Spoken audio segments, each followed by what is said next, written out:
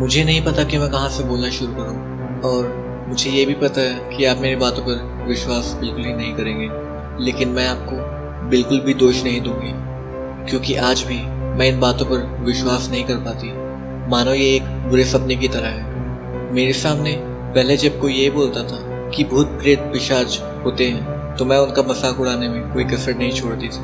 पर मेरे साथ जो घटना 2 साल पहले घटी, उस घटना के बारे में मैं जब भी सोचती हूँ तो मेरे शरीर पे एक सिरन सी दौड़ जाती है। मुझे हाइकिंग बहुत पसंद है और मैं अपने 4 साल के जर्मन शेफर्ड कुत्ते के साथ कई जगह हाइकिंग कर चुकी हूँ और मैं यूटा के लगभग हर एक पहाड़ पे चढ़ चुकी हूँ। इसी बीच मैं एक जगह हाइकिंग के लिए ढूंढ रही थी जो कि मेरे घर से ज़्यादा दूर ना हो, और इसी बीच मुझे रैंडोनॉटिका नाम का एक ऐप मिला, जो कि हाइकिंग की जगह बताने वाला ऐप तो नहीं था, लेकिन उसमें कुछ ऐसी जगहें थी जो कि हाइकिंग के लिए सही लग रही थी, पर वो सब मेरे घर से काफ़ी दूर दूर थे।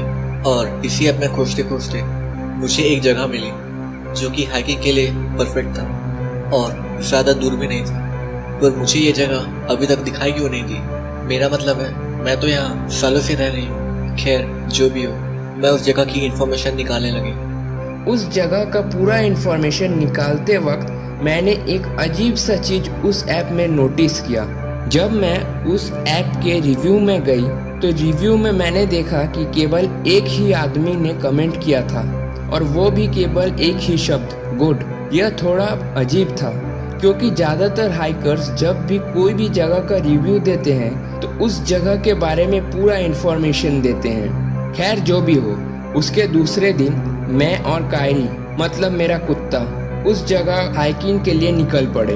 उस दिन सुबह से ही काफ़ी धुंध था, पर उसके बाद भी हम हाइकिंग के लिए निकल पड़े, क्योंकि इससे पहले भी हम इससे भी ख़राब मौसम में हाइकिंग कर चुके थे। और यहाँ एक चीज़ जो मुझे आप सबको बोलना बहुत ज़रूरी लगता है, वह यह है कि कायरी हमेशा रॉ डाइट खाता है, मतलब कि वह हमेशा कच्चा मांस खाता है। तो इसीलिए मैंने कायरी के लिए कुछ कच्चा मांस कायरी के पीठ में एक बैकपैक में रखा था, और हम निकल पड़े उस जगह हाइकिंग की ओर। चारों ओर बड़े बड़े पर्वत और रास्ते के दोनों ओर घने घने जंगल, और घने घने जंगल से होते हुए हम जा रहे थे। और मैं इस हाइकिंग को लेकर काफ़ी एक्साइटेड थी, क्योंकि बहुत दिन बाद हम कहीं हाइकिंग पर जा रहे थे। पर पता नहीं क्यों, जैसे ही हम उस जगह से निकल रहे थे तो कायरी अचानक गाड़ी में ही रोने लगा, जो कि काफ़ी अजीब था, क्योंकि कायरी एक ट्रेंड और बहादुर डॉग है,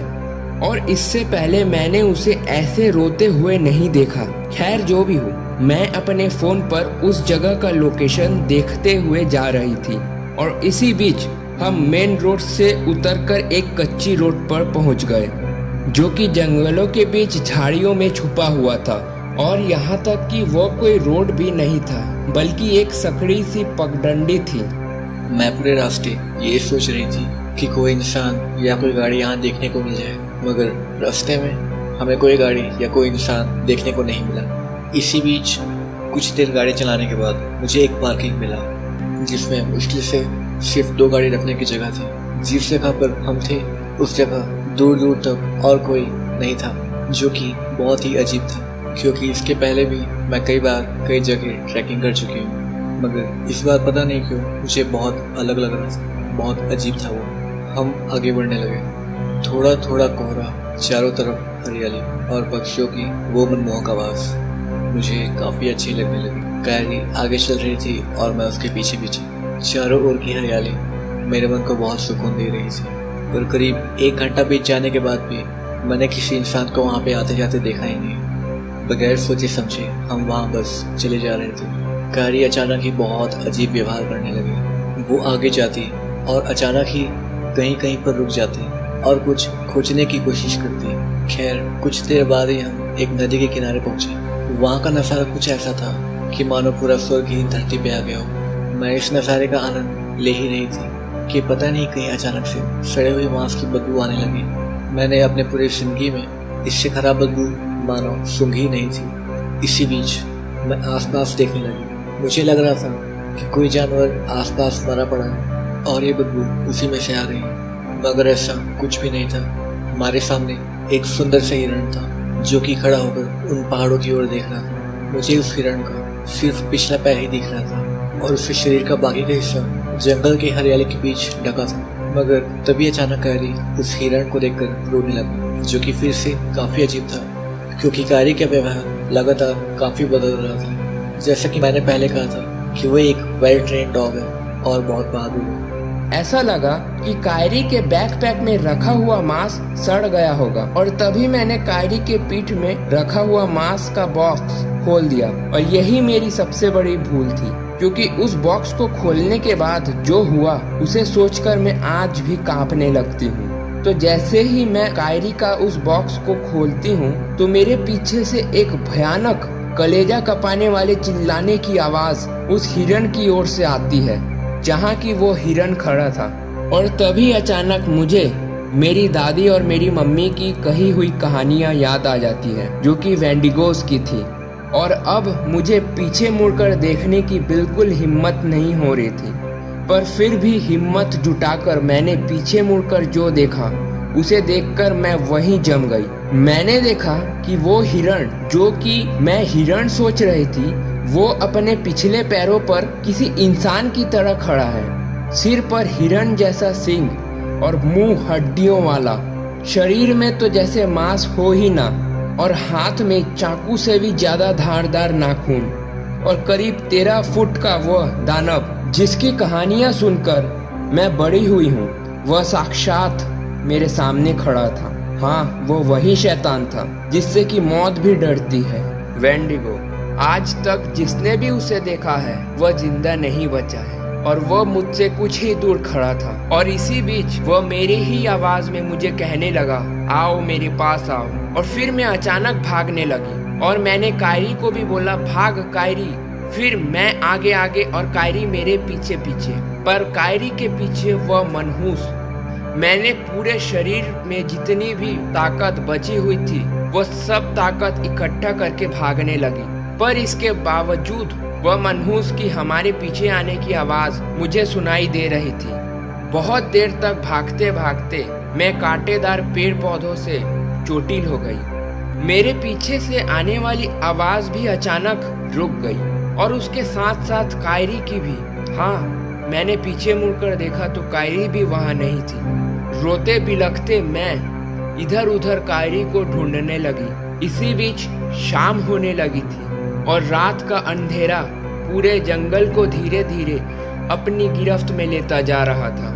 फिर अचानक मेरे दाएं ओर से, मतलब कि नदी की ओर से, कायरी के रोने और चिल्लाने की आवाज मुझे सुनाई दी और मैं उसी ओर जाकर देखती हूँ कि कायरी नदी के किनारे पड़ी हुई थी। उसके पीठ को उस पिशाच ने बहुत ही बुरी तरीके से फाड़ दिया था और कायरी करीब करीब अधमरी हो चुकी थी। मैं कायरी को अपने गोद में उठा ही रही थी। इसी बीच मैं फिर से सुनती हूँ कि जंगलों की ओर से किसी भारी चीज के तेजी से दौड़ने की आवाज हमारी ही ओर आती जा रही थी।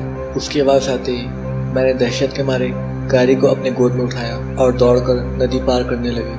मुझे ऐसा लग रहा था कि एक बार नदी पार करने के बाद हमारी जान बच सकती है, मगर वो कमीना भी हमारे पीछे आने लगा। उसने हमें पकड़ ही लिया था, मगर नदी की उस पार से एक आई हुई आवाज ने हमें बचा लिया, जो कि बिल्कुल उसके जैसे ही थी। तभी वो मनहूस भी वहीं रुक जाता है और इतने देर में हम उस नदी को पार कर चुके होते हैं। मैंने नदी पार करते ही कायरी के पीठ में बंधे उस कच्ची मांस की पोटली को खोलकर उस दानव की ओर फेंक दिया ताकि वो फिर से हमारे पीछे ना आ सके। और फिर मैंने देखा कि वो दानव पलटकर जंगलों की ओर चले जाता है और हम वहाँ से भागने लगे। जैसे तैसे कर हम वहाँ से भागकर अपनी गाड़ी के पास पहुँचे और वहाँ से निकल गए। वहाँ से सीधे निकलकर हम हॉस्पिटल पहुँचे और मैंने अपना और कायरी का इलाज कराया। डॉक्टर्स के पूछे जाने पर मैंने उन्हें भालू की हम पे हमला करने की एक झूठी बात कही, नहीं तो वो सब हमें पागल समझते। खैर जो भी हो, हमारी जान बच गई थी, मगर आज भी हमारे घर के आसपास भारी कदमों की और गहरी सांसों के लेने की आवाज़ आती है, मगर मेरे बाहर निकलने और इस चीज़ को देखने की हिम्मत बिल्कुल नहीं होती। यहाँ तक कि मैं अब हाइकिंग भी नहीं करती, क्योंकि मुझे अब इन चीज़ों से बहुत डर लगता है। तो दोस्तों, यह रियल वेंडिगो की एक्सपीरियंस हमें रेडिट पर LucyBoot22 नामक एक यूज़र ने शेयर किया है। और इसके अलावा वीडियो के शुरुआत में जो आपने आवाज़ सुनी थी वह एक रियल वेंडिगो की थी, जो कि एक फैमिली द्वारा लिया गया था। और इसके अलावा उन्होंने एक स्टिल फोटो भी कैप्चर किया था वेंडिगो का, जो कि अभी आप अपने स्क्रीन पर देख रहे हैं। दोस्तों, यह एक और वीडियो है जो कि यूटा का है, और इसे शेयर करने वाले शख्स का दावा है कि कई दिनों से उनके घर के आसपास कोई जानवर घूमता है, जो कि उनके अनुसार वेंडिगो है।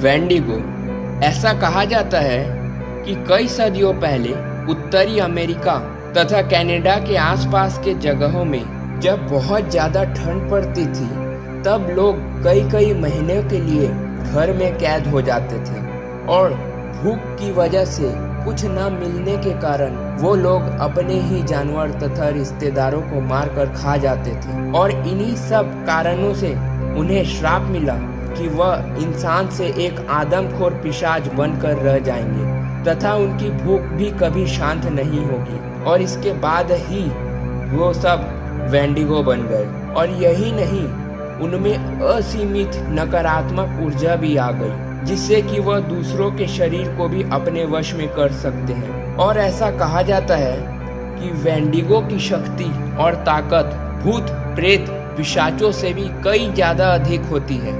यहाँ तक कि वेंडिगो को साधारण गोली से या साधारण हथियारों से भी नहीं मारा जा सकता। उनको मारने के लिए चांदी से बने हुए खंजर को उनके सीने में भेदना होता है। और अब तक के इतिहास में केवल 2 ही ऐसे लोग हैं जिन्होंने कि अपने जीवन में वेंडिगोस का शिकार किया है, जिनकी संख्या 18 है। और इन्हीं लोगों को शमन्स कहा जाता था, जैक और जोसेफ फेडर, जिनकी फोटो अभी आप अपने स्क्रीन पर देख रहे हैं, वो दोनों शमन्स थे। इसके अलावा साइंस में भी वेंडिगो साइकोसिस नाम का एक टर्म यूज किया जाता है, जो कि एक ऐसी अवस्था होती है जब एक इंसान को किसी दूसरे इंसान की मांस खाने की बहुत तीव्र इच्छा होती है। तो दोस्तों, यह थी आज की हमारी स्टोरी और वेंडिगो से जुड़े हुए कुछ जानकारियाँ। आप सबका क्या कहना है इस पर, आप हमें कमेंट सेक्शन पर जरूर बोलें। इसके अलावा अगर आपको हमारी वीडियो पसंद आया तो लाइक जरूर कीजिएगा और अपने दोस्तों के साथ शेयर भी कीजिए। और दुनिया के ऐसे ही रहस्यमय और असाधारण घटनाओं के बारे में जानने के लिए हमारे चैनल को सब्सक्राइब जरूर कीजिएगा, क्योंकि हम ऐसे ही वीडियोस आपके पास लाते रहेंगे। हम मिलते हैं हमारे नेक्स्ट वीडियो में, और तब तक के लिए बाय।